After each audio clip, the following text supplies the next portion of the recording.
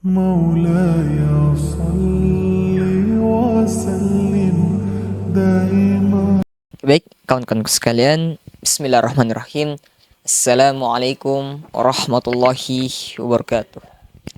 Innal hamdalillahi arsala rasulahu wabil huda wa dinil haqq liyudhhirahu 'ala ad-dini kulli walau karihal kafirun walau karihal musyrikun walau karihal munafiqun. Asyhadu an la ilaha illallah wahdahu la syarika lah wa asyhadu anna Muhammadan abduhu wa rasuluh. La nabiyya wala rasula ba'da amma ba'd.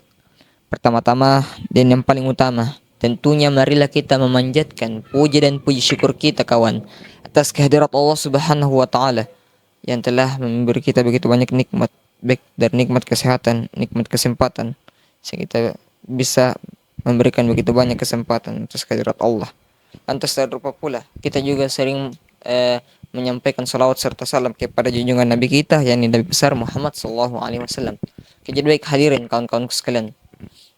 Jadi pada kesempatan kali ini saya akan memberikan presentasi terkait website yang akan saya bawakan pada kesempatan malam hari ini. Ini saya akan memulai. Pertama-tama, marilah saya perkenalkan ulang tentang pribadi saya terlebih dahulu, yakni perkenalkan kembali, nama saya Muhammad. Umur saya 17 tahun, saya lahir di Makassar tanggal 30 Agustus 2006. Dan peran saya di dalam pekerjaan ialah adalah sebagai seorang programmer web developer front end.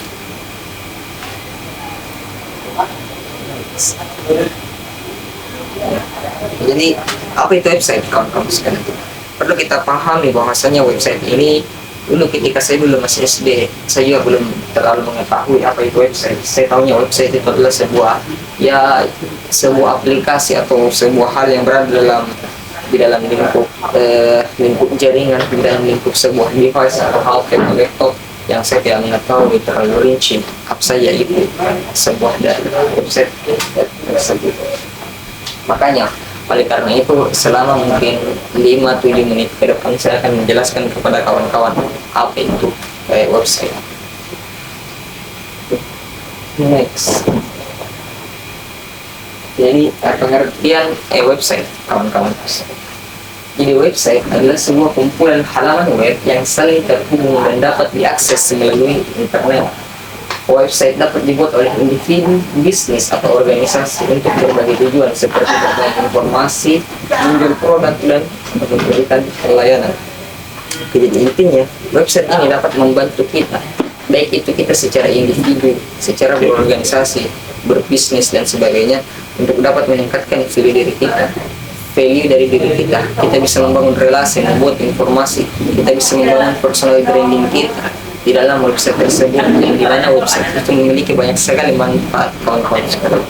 Yang kalau dari saya ingin membuat sebuah website yang dimana itu dapat bisa memperdaya umat, bagaimana bisa memperkaya kita, memberikan kita wawasan, dapat membuat kita saling berdiskusi, dan seterusnya agar kita saling bisa meningkatkan ketakwaan kita. Oke, lanjut.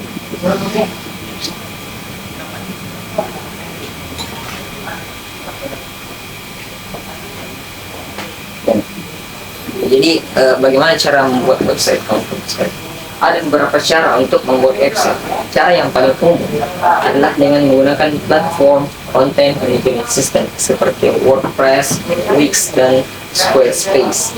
CMS adalah platform yang menggunakan Anda untuk membuat dan mengelola website tanpa perlu pengetahuan coding. Jadi intinya kawan-kawan sekalian, yang ada di dalam halaman ini ialah menjelaskan bagaimana cara membuat website untuk seorang individu yang tidak mengetahui secara teknik bagaimana cara pembuatan website. Jadi ini hanya untuk orang-orang yang baru, orang-orang yang normal. Bagaimana cara membuat WordPress dalam waktu yang instan, begitu.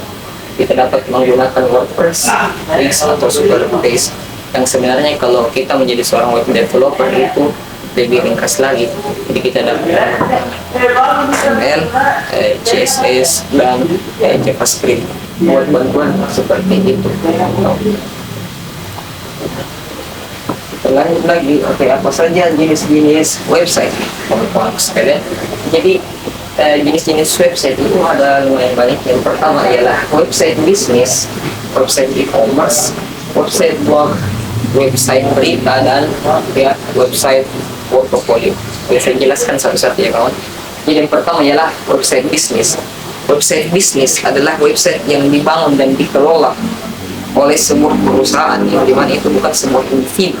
Yang dimana website bisnis itu digunakan untuk memperkenalkan sebuah perusahaan, yang dimana itu dapat menarik sebuah employee atau karyawan untuk memperkenalkan value-value dari perusahaan, menyebarkan value-value dari perusahaan tersebut, bagaimana itu dapat membangun perusahaan itu untuk menjadi lebih besar, dan memberikan informasi agar banyak orang yang masuk ke dalam perusahaan tersebut. Lalu ada juga yang namanya website e-commerce. Website e-commerce adalah website bagaimana orang yang berjualan, yang berniaga, yang bertransaksi, yang dimana dalam website e-commerce itu juga memudahkan para pedagang untuk menjual produknya secara online dan tidak hanya offline saja. Itu banyak seperti Tokopedia, seperti lalu yang ketiga ada website blog. Nah, website blog ini kawan-kawan sekalian adalah website pribadi yang dimiliki oleh seorang individu, mungkin seperti seorang artis, seorang selebgram, dan lain-lain, yang dimana itu adalah website pribadi agar kita bisa dapat mengetahui data diri tentang pribadi orang tersebut. Mungkin kita sedang kepo dengan orang tersebut, atau ada hal yang ingin kita perlu bicarakan, maka kita mencari data pribadi orang tersebut. Mungkin kita ingin mengetahui lifestyle-nya, hobinya, dan segalanya, itu biasa terlihat di website blog seseorang. Lalu yang keempat ada website berita. Nah, website berita ini adalah seperti namanya berita, yang dimana website berita itu dapat memberikan kita sebuah informasi terkait berita-berita terkini, dari baik itu berita resmi maupun tidak resmi. Nah, website berita yang sangat memudahkan kita ketika ada suatu berita terbaru seperti mungkin bencana, politik, agama, yang terkait isu-isu menarik, atau sesuatu yang berkaitan dengan hal-hal yang besar suatu saat itu, maka website berita biasa memberikannya secara real time, yang mana itu dapat membuat para penontonnya, pembacanya menjadi lebih menyukai menggunakan website berita daripada koran saat sekarang. Lalu yang terakhir ada website portofolio.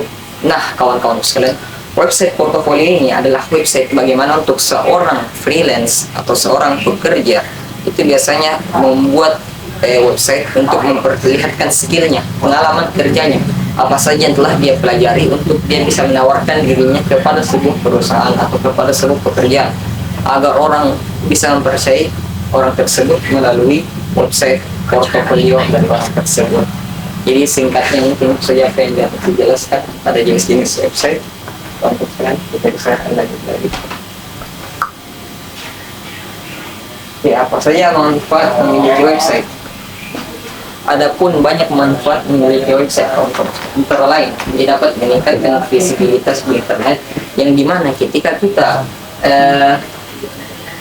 memiliki sebuah website, kita dapat meningkatkan kualitas kita dalam berrelasi, dalam mengenal, dalam menambah peluang kerja kita, informasi dan sebagainya, itu dapat lebih luas. Sudah itu menjangkau audiens yang lebih luas. Nah, sama dengan poin pertama, kita dapat menjangkau audiens yang lebih luas, yang sebenarnya yang kalau kita lakukan secara offline itu pasti sangat sulit, memiliki banyak rintangan kawan-kawan sekalian. Oleh karena itu pentingnya kita memiliki sebuah website. Yang ketiga ialah membangun brand. Bagaimana kita membangun produk. Di dalam website kita dapat memperkenalkan sebuah produk kita agar bagaimana itu dapat mudah dilihat oleh orang lain. Yang keempat ialah meningkatkan penjualan dengan promosi yang lebih menarik, dengan branding yang lebih bagus dan sebagainya. Setelah itu ialah meningkatkan layanan pelanggan, yang dimana itu dapat secara real time kita memberikan masukan dengan mudah, kita dapat memberikan feedback sehingga memberikan layanan pelanggan yang cukup memuaskan. Lalu ialah meningkatkan produktivitas. Bagaimana ketika kita membuat website itu kita dapat meningkatkan produktivitas kita, karena dengan kita mempunyai sebuah website itu dapat menghemat waktu kita dan kita bisa mengerjakan hal lain.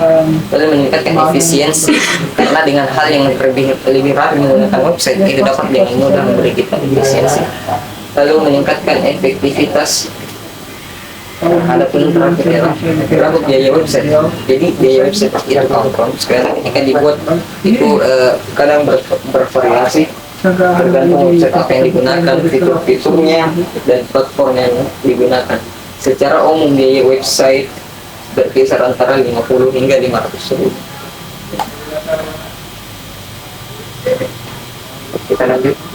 Nah, adapun untuk seorang web developer, kawan-kawan sekalian, ia adalah seorang pembuat website. Secara garis besar, web developer dibagi menjadi 3 bagian. Yang pertama adalah seorang front end, seseorang yang mengurus laman depan dari sebuah website. Jadi seorang front end ini, kawan, adalah orang yang membuat tampilan website dari depan yang dilihat langsung oleh pengguna melalui UI interface-nya, user interface, yang bagaimana itu membuat audiens harus menjadi adiktif terhadap website tersebut. Jadi dibuat semenarik mungkin sehingga pengguna itu nyaman dengan website tersebut dan tercandu dengan website tersebut dan tidak mudah untuk meninggalkan website tersebut. Lalu yang kedua ada backend. Jadi backend adalah seseorang yang mengurus latar belakang dan mesin dari sebuah website, yang dimana backend ini mengurus mesinnya bagaimana agar dapat berjalan, tidak memiliki kendala, menyiapkan server dan sebagainya yang dibutuhkan sebuah website agar dapat berjalan dengan optimal dan efisien. Lalu yang ketiga ialah full stack, seseorang yang mengurus kedua-duanya tersebut. Dia seseorang full stack memiliki gaji yang sangat tinggi dalam sebuah perusahaan, kawan-kawan, karena untuk seorang full stack ini dia memiliki tanggung jawab dan peran dan banyaknya tools yang dia butuhkan ketika ia harus menjalankan sebuah front end dan juga back end tersebut. Jadi mungkin itu saja, kawan-kawan, apa pesan yang dapat saya sampaikan pada kesempatan malam hari ini. Semoga apa yang telah saya sampaikan dapat bermanfaat dan kurangnya pengalaman saya mungkin bisa dibantu oleh kawan-kawan sekalian yang sudah hebat di luar sana. Ya, jika ada kesalahan dari saya mohon dimaafkan, dan bisa mungkin menghubungi saya jika ada mungkin yang ingin ditanyakan atau apa seputar itu. Terima kasih atas informasinya, kawan-kawan sekalian. Saya cukupkan, tutup dengan ucapan akhirul kalam. Allahumma fiqil. Assalamualaikum warahmatullahi wabarakatuh.